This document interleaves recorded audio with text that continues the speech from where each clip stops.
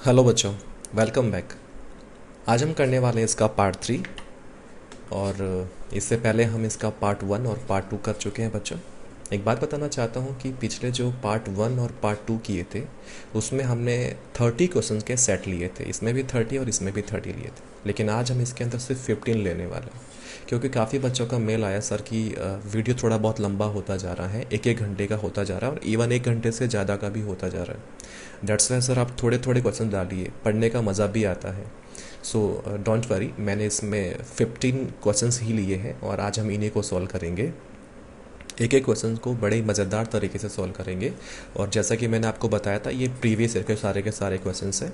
आप इस वीडियो को एंड तक देखना, और अगर कोई भी आपको डाउट लगे तो आप मुझे बेझिझक मेल कर सकते हो, जैसा कि मैंने हर वीडियो के एंड में अपनी मेल आईडी में आपको देता रहता हूँ। तो चलिए स्टार्ट करते हैं अपन। देखिए यहाँ पे जो 61 नंबर इसलिए दे रखा है क्योंकि जो मेरा वीडियो 2 बन चुके हैं उसमें मैंने 1 to 30 समझाया मैंने इन दोनों के अंदर। सो आज हम 61 करने वाले हैं। 61 को करने से पहले मैं आपको इस सेंटेंस के अंदर पढ़ के ये बताऊंगा कि इसमें एरर कहाँ है और इस एरर में हमें उसका सुधार कैसे करना है, इसको इम्प्रूव कैसे करना है। तो देखिए यहाँ दे रखा है scarcely did I rich the airport, nervous sentence, then the plane took off, leaving me stranded in an alien place। अब यहाँ पे क्या करना है मैं बताता हूँ। सबसे पहले मैं आपको डायरेक्टली बताता हूँ एरर कहाँ है। एरर यहाँ पर है, देन नहीं आएगा, यहाँ पर वैन आएगा। अभी ऐसा क्यों हुआ, मैं आपको रूल्स पे आता हूँ। चलिए इसका रूल समझते हैं कि इसका रूल क्या कहता है। तो देखिए रूल ये कहता है, जब किसी भी सेंटेंस की शुरुआत या तो हमारी किससे हो, स्कैर्सली से हो, या हमारे सेंटेंस की शुरुआत हार्डली से हो। तो जब इन दोनों से सेंटेंस की शुरुआत होती है, या तो सेंटेंस की स्टार्टिंग में ये आए या ये आए, जब इन दोनों में से कुछ भी आ जाता है तो इसके ठीक बाद में यहाँ पर या तो हैड आएगा या यहाँ पर डिड आएगा, उसके बाद में सब्जेक्ट आएगा। अब देखो क्या करना है, आपने अगर यहाँ पे हैड लिखा है तो सब्जेक्ट के बाद में वर्ब की थर्ड फॉर्म लिख दो, और अगर आपने यहाँ पे डिड लिखा है तो सब्जेक्ट के बाद में वर्ब की फर्स्ट फॉर्म लिख दो, फिर उसके बाद में ऑब्जेक्ट आ जाएगा। ये हमारा फर्स्ट सेंटेंस कंप्लीट हो गया। अब सेकंड सेंटेंस की यहाँ पे शुरुआत होगी। तो जैसे ही सेकंड सेंटेंस की शुरुआत होती है तो फर्स्ट और सेकंड इन दोनों के बीच में यहाँ पर हमेशा एक चीज़ लिख दो, और वो है वैन। दोनों सेंटेंस के बीच में वैन आना चाहिए। अब दूसरे सेंटेंस का सब्जेक्ट आ गया, अब दूसरे सेंटेंस में वर्ब कैसी आएगी, वो हमेशा V2 आएगी। तो देखिए शुरुआत में स्कैर्सली आ गया, ये स्कैर्सली आ गया। उसके बाद में देखो डिड आया यहाँ पर, ये रहा डिड। डिड के बाद में ये मेरा सब्जेक्ट आ गया। उसके बाद में मैंने क्या बोला था कि अगर डिड है तो आपको V1 लिखना है, और ये देखो V1 आ गया, और ये मेरा आ गया object the airport nerves and tense. अब यहाँ पे देखो क्या लिखा हुआ है, देन। एग्जाम में बहुत बार ऐसा होता है, वैन की जगह हमें एग्जामिनर देन दे के रखता है, बल्कि हमें यही करना है, सीधा इस पर नज़र रखनी है। स्कैर्सली हार्डली है तो देन का यूज़ तो होगा ही नहीं, किसका यूज़ होगा, वैन का। और जो सेकंड वाले में वर्ब है वो V2 आएगी।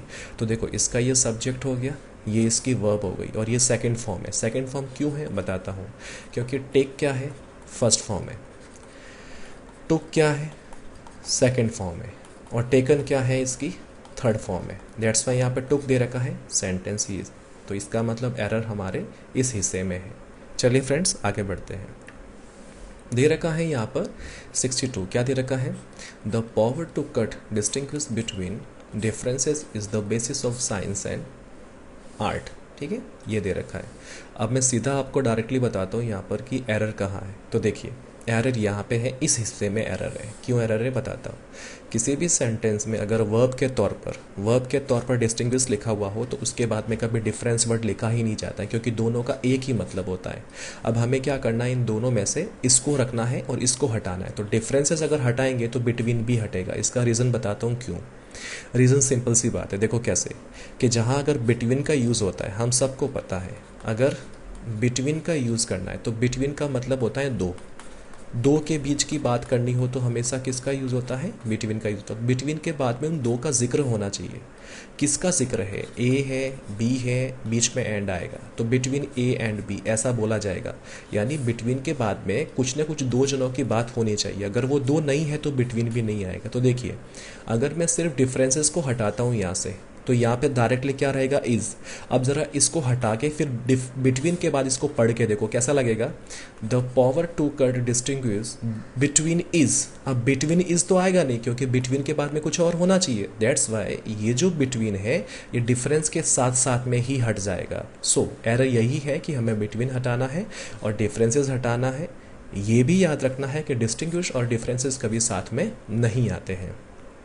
नेक्स्ट दे रखा है, I have seen her only once. मैंने उसको सिर्फ एक बार देखा है। हम सबको पता है आई के साथ हमेशा हैव ही आता है, और हैव के बाद में वर्ब की थर्ड फॉर्म आती है, जो कि ये किसकी थर्ड फॉर्म है, सी की थर्ड फॉर्म है। तो मैंने उसको केवल एक बार ही देखा है, मतलब यहाँ तक पूरा सेंटेंस सही है। आगे बढ़ते हैं। बट का मतलब लेकिन। I am liking her a lot. मैंने उसको सिर्फ एक बार ही मिला हूँ या एक बार ही मैंने उसको देखा है, लेकिन मैं उसको बहुत पसंद करता हूँ। अब सिंपल सी बात है, अगर देखो एक चीज़ बताता हूँ मैं आपको, हमेशा याद रखें, अगर कोई भी काम अगर आपका रेगुलर बेसिस पे होता है तो उसे हमेशा वर्ब की फर्स्ट फॉर्म में लिखो आप, या फिर उसको वर्ब की फर्स्ट फॉर्म के साथ एस या ई एस वाली फॉर्म में लिखो। बस हमेशा जो भी रेगुलर काम होते हैं ना उसको हमेशा ऐसे ही लिखो। देखिए बताता हूँ कैसे। अगर आप किसी से प्यार करते हैं तो हमेशा आप लोग क्या बोलते हैं, आई लव यू बोलते हैं ना। तो आई लव यू हम क्यों बोलते हैं, हम ऐसा क्यों नहीं बोलते हैं कि आई एम लविंग यू, हम ऐसा तो नहीं बोलते हैं ना, कभी नहीं बोलते। हम हमेशा यही बोलते हैं, ये नहीं बोलते। इसका रीज़न ये है कि मैं अगर तुमसे प्यार करता हूँ तो इसका मतलब ये है कि मैं तुमसे रोज प्यार करता हूँ। प्यार करता हूँ का ये मतलब नहीं कि जिस वक्त बोल रहा हूँ उसी वक्त प्यार कर रहा हूँ, मतलब ये है कि मैं तुमसे रोज प्यार करता हूँ, तो मेरा रेगुलर एक्टिविटी। दैट्स वाई ये V1 में लिखा जाएगा। ING में इसको कभी नहीं लिखना है। तो यहाँ पे क्या दे रखा है, मैं उसको चाहता हूँ। चाहने का मतलब ये तो है नहीं कि भाई जिस दिन उसको देखा तभी चाहा फिर बाद में नहीं चाहा, तो ये रोज का काम है। तो दैट्स वाई यहाँ पे क्या होगा, M भी हटेगा और लाइकिंग भी हटेगा। इन दोनों की जगह सिर्फ एक वर्ड आएगा और वो आएगा लाइक, या फिर क्या आ जाएगा, लाइक्स। अब बात करनी है कि लाइक आएगा कि लाइक्स आएगा। तो सिंपल सी बात है, आई दे रखा है, आई के साथ हमेशा V1 आता है, तो इसका मतलब सिर्फ लाइक आएगा, लाइक्स नहीं आएगा, क्योंकि आई के साथ कभी V1 के साथ एस या ES वाली वर्ब आती ही नहीं है। चलिए बच्चों आगे बढ़ते हैं। 64 में दे रखा है, I told him that we enjoyed very much at the party. इसको बताने से पहले मैं आपको इसका सीधा आंसर बताता हूँ। इसका आंसर है पार्ट 2, यानी यहाँ पर गलती है। गलती क्या मैं वो बताता हूँ। देखो बच्चों, कुछ वर्ब्स ऐसी होती है जिनका कभी भी जिनके साथ में कुछ ऐसी वर्ब्स होती हैं जिनके साथ हमेशा आपको रिफ्लेक्सिव प्रोनाउन लगाना ही होता है। अब ये सवाल है कि ये रिफ्लेक्सिव प्रोनाउन होता क्या है, तो मैं आपको बताता हूँ। देखो रिफ्लेक्सिव क्या होता है, जैसे ये आई है, ये वी है, ये यू है, ये ही है, ये शी है, ये दे है, वगैरह वगैरह। तो देखो जैसे आई का रिफ्लेक्सिव क्या होता है, आई का रिफ्लेक्सिव होता है माई सेल्फ, ठीक है। वी का क्या होता है, आवर सेल्स, ये वी का होता है, ठीक है ना बच्चों। उसके बाद में यू के दो होते हैं। यू के दो कौन कौन से होते हैं, एक तो योर सेल्फ होता है और साथ साथ में एक होता है इसका योर सेल्व्स। अभी ऐसा क्यों होता है मैं आपको प्रोनाउन के चैप्टर में बताऊंगा। ही का कौन सा हो जाएगा, हिम सेल्फ हो जाएगा, ठीक है। और उसके बाद में शी का कौन सा हो जाएगा, हर सेल्फ हो जाएगा यहाँ पे। और उसके बाद में दे का हो जाएगा देम सेल्स।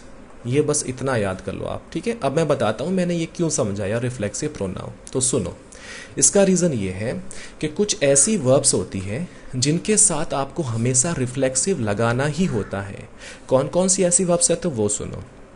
देखिए बच्चों, वो वर्ब्स कौन कौन सी है सुनो। सबसे पहली वर्ब कौन सी है मैं बताता हूँ। जैसे आपने लिखा एन्जॉय, तो एन्जॉय के केस में आपको रिफ्लेक्सिव लगाना पड़ेगा यहाँ पे, और कभी कभार एन्जॉय के साथ नहीं भी आता है, वो भी बताऊंगा मैं आपको।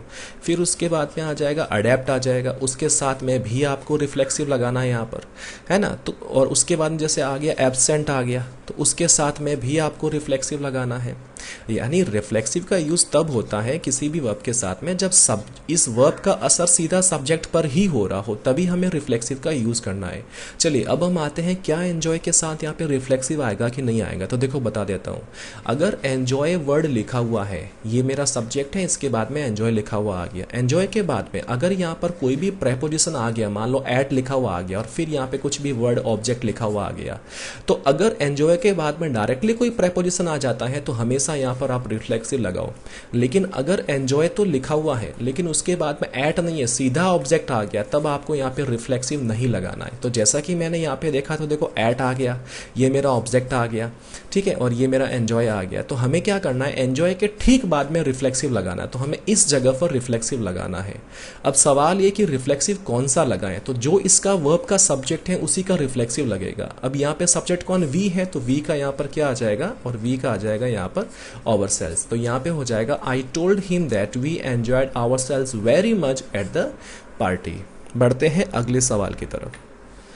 अगले में दे रखा है John is working very hardly as the examination are fast approaching. Exam नज़दीक आ रहे हैं इसलिए जॉन कड़ी मेहनत कर रहा है, बहुत सख्त मेहनत कर रहा है, यानी मेहनत करना, तगड़ी मेहनत करना। तो देखो बच्चों, मैं सीधा बताता हूँ एरर कहाँ पर है। पहली बात तो जॉन के साथ में इज आता है और वो मेहनत कर रहा है आज इन दिनों, तो यहाँ पे वर्किंग आईएनजी में आ गया, और वेरी यानी बहुत आ गया। अब गलती यहाँ पर है, यहाँ पर हार्डली नहीं आएगा, यहाँ पर हार्ड आएगा। देखो बताता हूँ ऐसा क्यों हुआ। एक लिखा हुआ है हार्ड और एक लिखा हुआ है हार्डली, दोनों में फ़र्क क्या है वो बताता हूँ। हार्ड क्या होता है, सुनो। हार्ड का मतलब होता है कठोर, हार्ड का मतलब क्या होता है, कठोर। और हार्डली का मतलब क्या होता है, ना के बराबर। हार्डली का मतलब होता है ना के बराबर। अब मुझे बताओ, अगर एग्जाम नज़दीक आ रहा है तो ना के बराबर मेहनत कर रहा है या कठोर मेहनत कर रहा है, दैट्स वाई यहाँ पर क्या आएगा, हार्ड आएगा, हार्डली नहीं आएगा। हार्डली का मतलब होता है कि वो एग्जाम नज़दीक आ रहे हैं और वो ना के बराबर मेहनत कर रहे हैं। और वेरी आ गया है ना, तो वेरी के बाद में हमेशा हार्ड ही आता है। हम हमेशा बोलते हैं, हम कभी ऐसा नहीं बोलते हैं वेरी हार्डली, कभी भी नहीं बोलते, हमेशा क्या बोलते हैं, वेरी हार्ड बोलते हैं। आगे बढ़ते हैं। 66 में क्या दे रखा है वो देखो, यहाँ दे रखा है ही एट नथिंग सिंस यस्टरडे। देखो बच्चों, इसका मैं आपको रूल समझाता हूँ। पहले आंसर बता देता हूँ, इस पार्ट में आंसर है, ठीक है, एरर इस पार्ट में। अब देखो क्या है वो बताता हूँ। देखो जैसे कि मान लो एक एग्जाम्पल लेते हैं, ये सब्जेक्ट है, इधर एक वर्ब है, ठीक है, और इधर ऑब्जेक्ट आ गया, और सेंटेंस के लास्ट में यहाँ पर या तो सिंस आ गया और यहाँ फिर फॉर लिखा हुआ आ गया, और उसके बाद में यहाँ पर समय यानी टाइम लिखा हुआ आ गया। अब देखो हमें क्या करना है, जब किसी भी सेंटेंस के लास्ट में सिंस या फॉर और उसके बाद में टाइम आ जाता है, तो वर्ब की जगह पर सिर्फ आपको यही लिखना है, या तो हैज़ या हैव और या फिर आपको लिखना है हैड। उन सब के बाद में फिर लगाना है बीन, और बीन के बाद में वर्ब लगाना है आईएनजी। और अगर वो वर्ब कभी आईएनजी में बनता ही नहीं है तो आईएनजी भी हटा दो और बीन भी हटा दो और दोनों को मिला के यहाँ पर V3 कर दो, तो ये चीज़ें चलेगी, ठीक है। अब यहाँ पे देखो सेंस आ गया, उसके बाद में देखो ये टाइम आ गया, तो हमें वर्ब की जगह पर सिर्फ इन तीनों में से किसी एक को लिखना है। अब सवाल ये कि इन तीनों में से क्या लिखें, तो देखो हमारे पास में इस पूरे सेंटेंस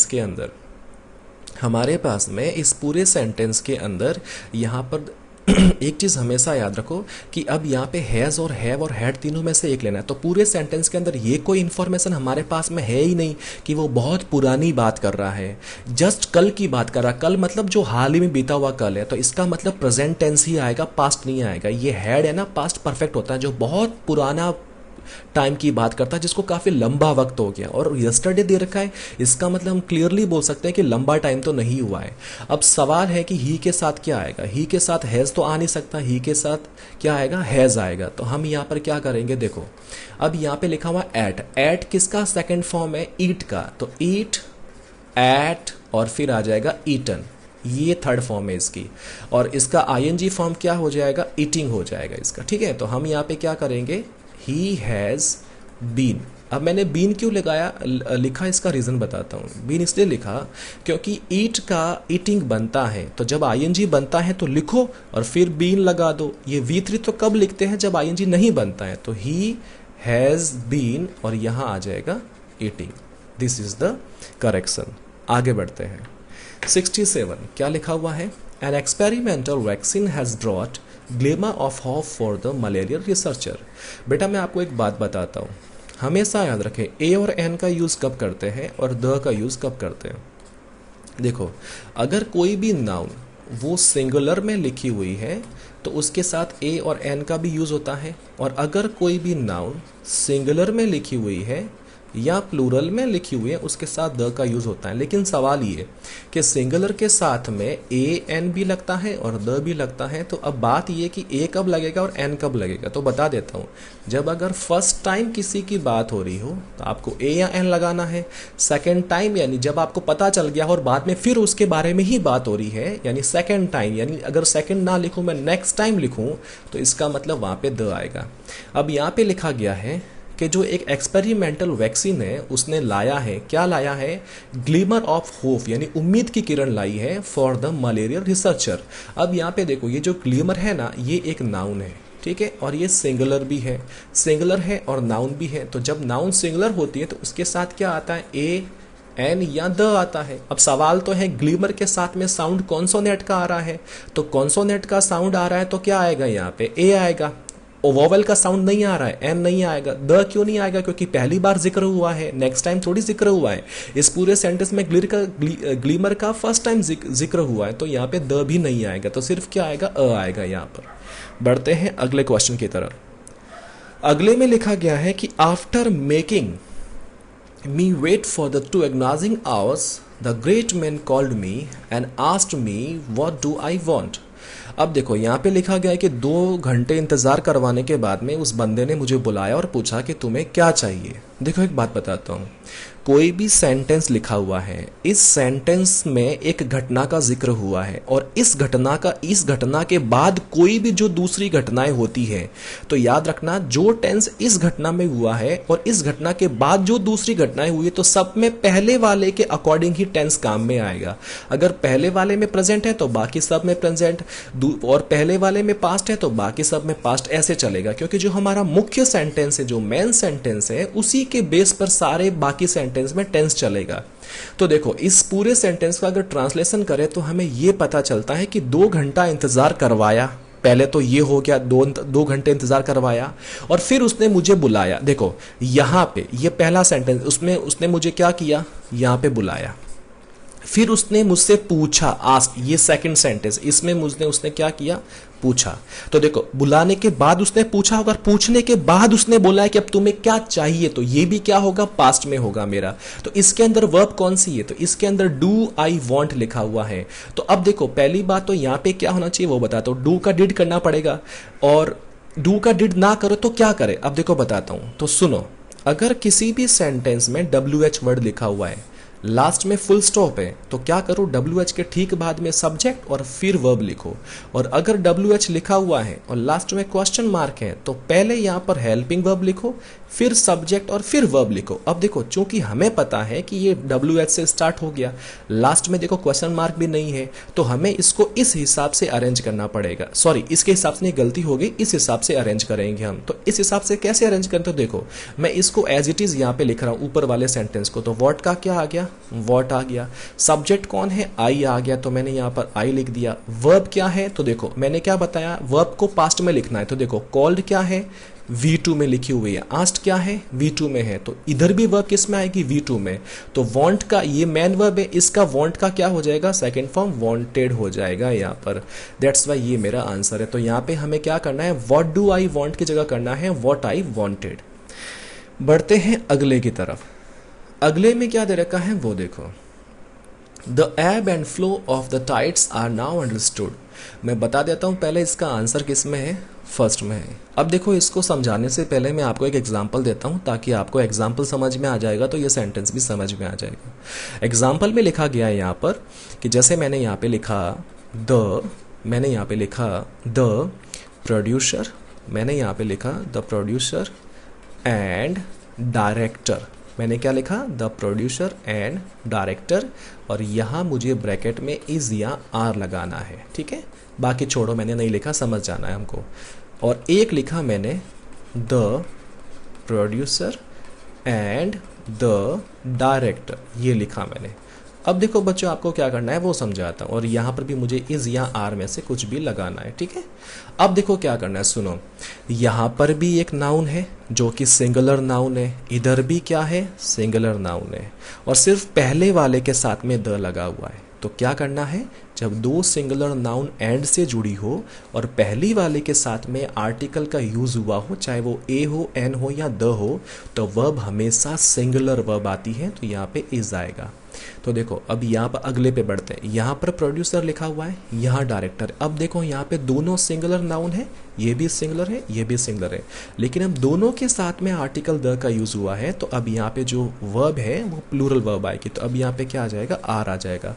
अब जरा इस पे ध्यान दो, ये एंड लिखा हुआ है, इधर एब लिखा हुआ है, इधर फ्लो लिखा हुआ है, लेकिन सिर्फ पहले वाले के साथ में क्या है, द है। तो इसका मतलब यहाँ पे आर हटा के हमें क्या करना है, इज करना है। ये बड़ा ही सिंपल है। अब मैं आता हूँ एक और एग्जाम्पल पर। जैसे यहाँ पे लिखा हुआ है प्रोड्यूसर्स, क्या लिखा हुआ है, प्रोड्यूसर्स लिखा हुआ है, और यहाँ पे लिखा हुआ है डायरेक्टर्स लिखा हुआ है, ठीक है। अब इसका मतलब देखते ही कैसा लग गया भाई, प्रोड्यूसर्स है तो इसका मतलब एक से ज़्यादा प्रोड्यूसर्स होंगे, और डायरेक्टर्स लिखा हुआ है तो एक से ज़्यादा होंगे, तो इसका मतलब ये भी मेरा प्लूरल नाउन है और ये भी मेरा प्लूरल नाउन है। तो अब इससे कोई फ़र्क नहीं पड़ता है कि एक के साथ में द है या दो के साथ में द है, क्योंकि जब दोनों ही प्लूरल में आ गया है तो हमेशा यहाँ पे वर्ब प्लूरल में ही आएगी। मैंने एग्जाम्पल के तौर पर आर लिखा है, यहाँ पे वर, हैव वगैरह कुछ भी आ सकता है। बढ़ते हैं 70 की तरफ। 70 में क्या दे रखा है वो देखो, The green paint on the wall provides a suitable contrast with the yellow doors. अब देखो ये सेंटेंस में पहले बता देता हूँ एरर क्या है।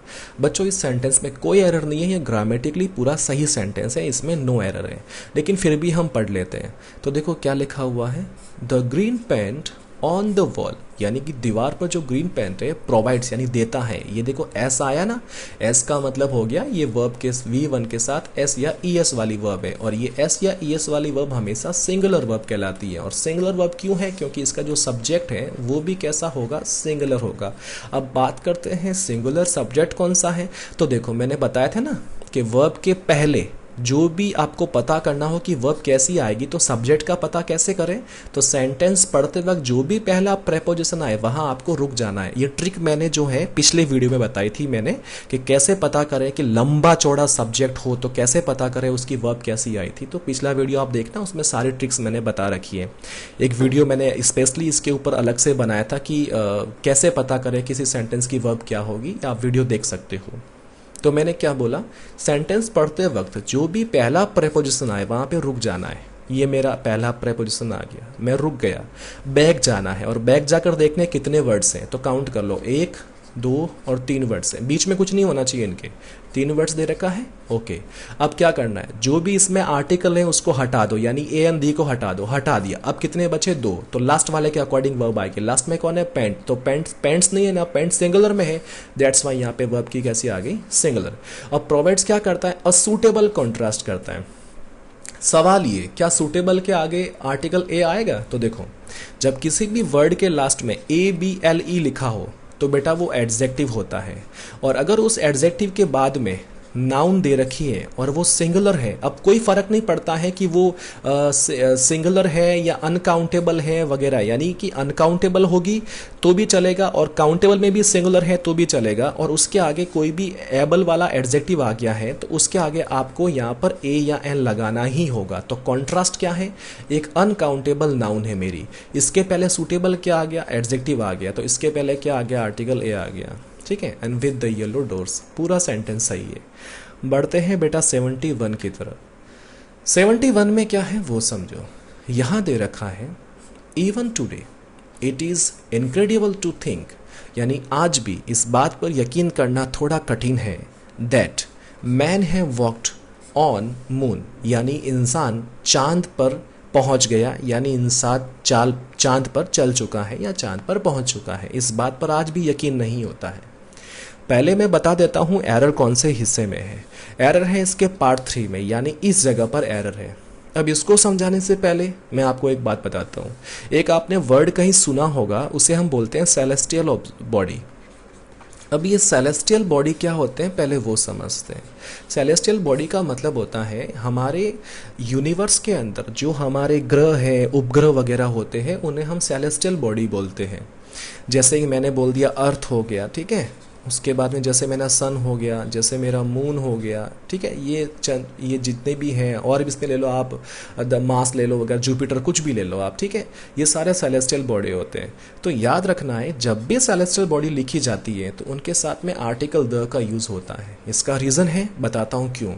आर्टिकल द का यूज़ हमेशा हम उस चीज़ के साथ में करते हैं, ऐसे ऑब्जेक्ट के साथ में करते हैं जो यूनिक है, यानी उसके जैसा इस यूनिवर्स में कोई नहीं है। तो देखो, अर्थ एक ही है, उसके जैसा कोई और नहीं है, सन भी एक है, उसके जैसा कोई और नहीं है, मून भी एक है, उसके जैसा कोई और नहीं है, तो द लगाना पड़ेगा।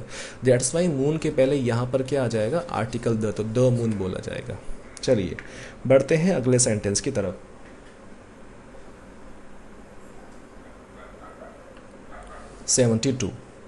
72 में क्या दे रखा है वो देखो। The fireman war inflammable clothing for protection. देखो सबसे पहले आंसर बता देता हूँ, आंसर इसमें है। देखिए, बहुत बार हमने सड़क पर कुछ ऐसे टैंकर्स देखे हैं जो पेट्रोल वगैरह ले जाते हैं, तो उनके ऊपर एक वर्ड लिखा होता है, हाईली इन्फ्लेमेबल लिखा होता है, ऐसा लिखा होता है हाईली, और फिर लिखा होता है इनफ्लेमेबल, ऐसा कुछ लिखा होता है उनके ऊपर। तो इस पूरे वर्ड का मतलब, ये दो वर्ड, इसका मतलब क्या होता है? इसका मतलब होता है कि इस टैंकर के अंदर ऐसा पदार्थ भरा हुआ है जो बहुत ज़्यादा खतरनाक है और जल्दी आग पकड़ता है। तो इनफ्लेमेबल का मतलब क्या होता है? आग पकड़ने वाला। हाईली मतलब अत्यधिक आग पकड़ने वाला। अब देखो, अब सेंटेंस में पढ़ते हैं कि क्या है। यहां लिखा हुआ है द फायरमैन वॉर, वॉर मतलब वियर का सेकंड फॉर्म है, यानी उसने पहना।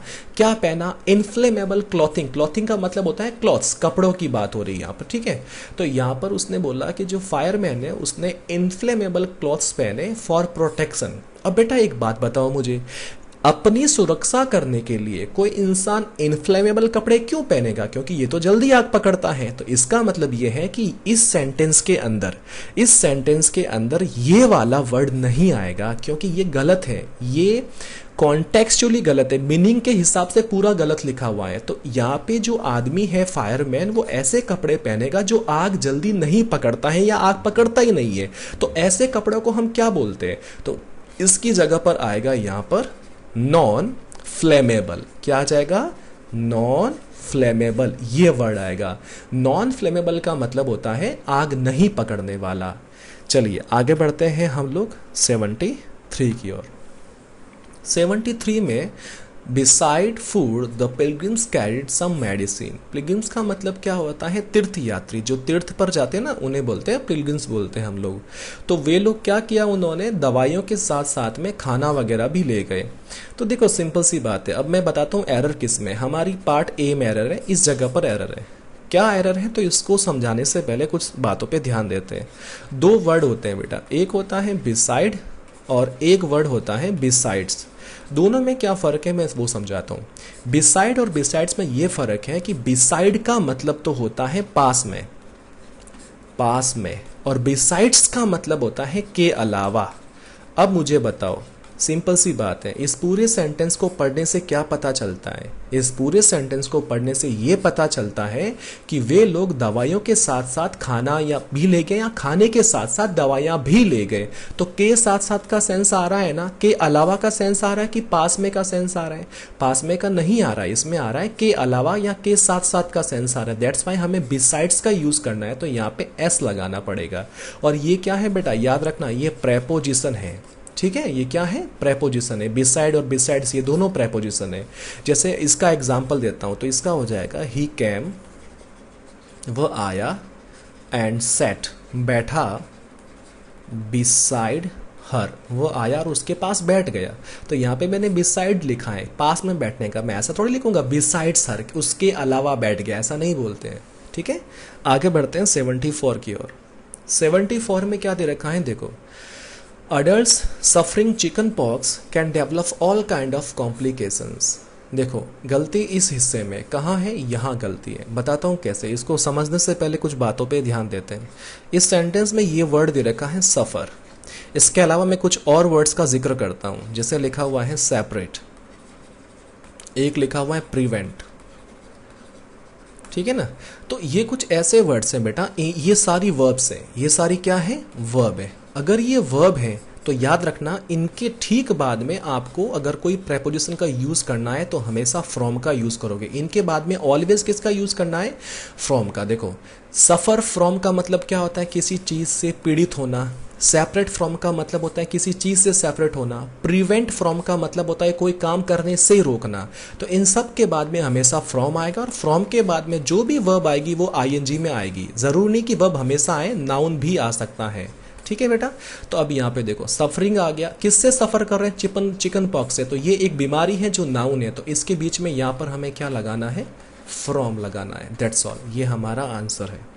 बढ़ते हैं हमारा लास्ट एंड फाइनल सेंटेंस। क्या दे रखा है?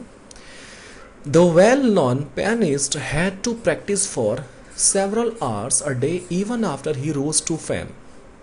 एक अच्छा खासा जानकार पियानो बजाने वाला, फेमस पियानो बजाने वाला आदमी, वो चाहे कितनी भी फेम ले ले, यानी कितना भी फेमस हो जाए, उसे रोज प्रैक्टिस घंटों तक करनी ही पड़ती है।